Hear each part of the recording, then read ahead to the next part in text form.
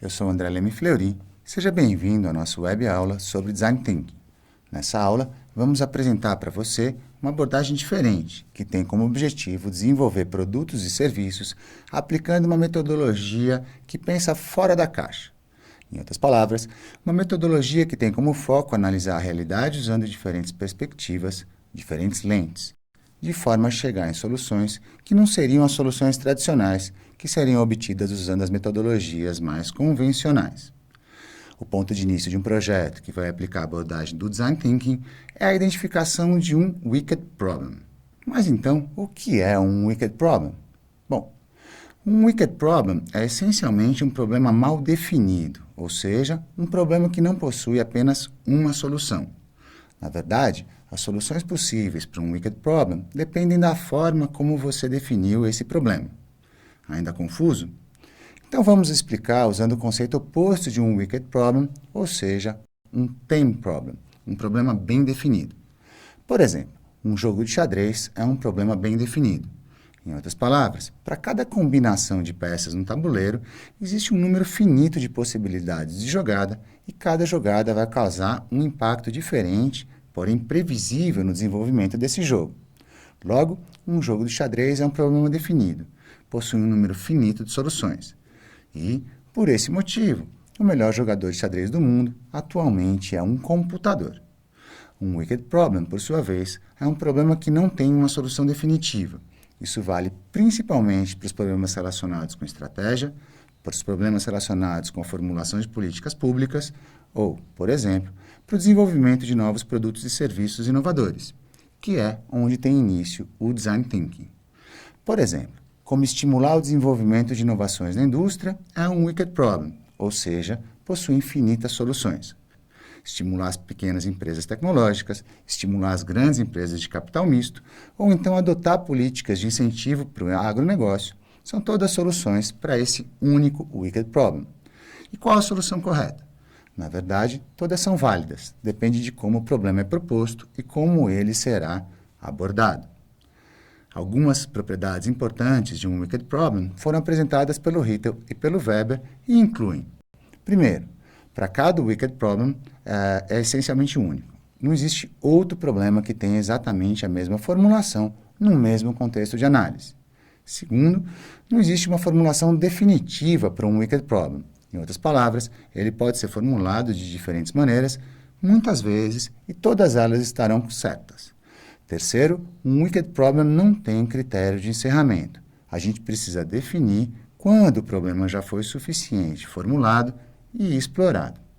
E quarto, não existem soluções do tipo verdadeiro ou falso para um Wicked Problem. As soluções são do tipo melhor ou pior. Então, o primeiro passo na abordagem do Design Thinking é exatamente a compreensão do Wicked Problem que pretendemos abordar. Usualmente apresentamos esse problema na forma de um desafio estratégico. Esse desafio vai orientar a elaboração das perguntas que vão ser realizadas durante as fases de levantamento de informações e de pesquisas de campo e que posteriormente vão guiar o desenvolvimento das soluções que vão ser desenvolvidas. Por exemplo, criar produtos de investimento e rendimento que são apropriados para as microempresas que desenvolvem inovações tecnológicas é um desafio estratégico que corresponde a um Wicked Problem, ou seja, que não possui uma solução definitiva. As soluções que vão ser desenvolvidas dependem essencialmente da forma como vai ser conduzida a pesquisa e a identificação das melhores soluções. Um jeito interessante de estruturar o desafio estratégico é identificar o usuário final desse produto ou serviço e então elaborar uma frase do tipo: como podemos fazer alguma coisa que melhore algum aspecto da vida dessa pessoa? Com o desafio estratégico formulado, a gente passa então para a etapa de desenvolvimento, quando a abordagem do Design Thinking vai ser explorada para gerar soluções criativas e inovadoras.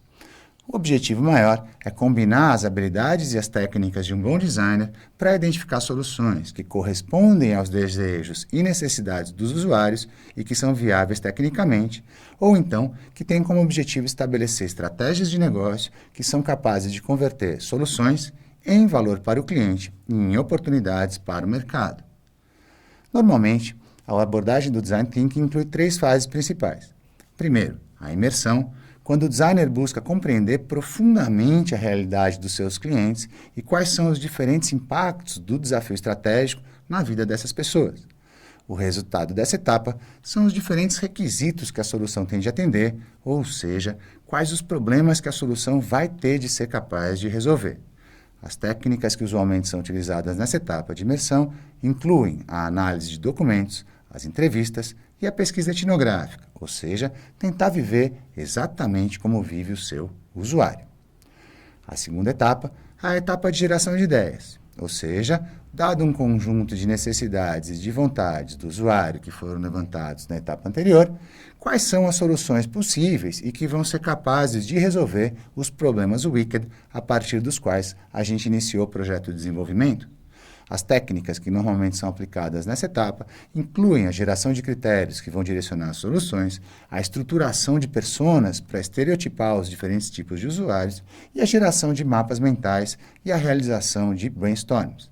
O resultado dessa fase são os principais requisitos das soluções mais interessantes que foram identificadas e que correspondem ao que o usuário realmente deseja.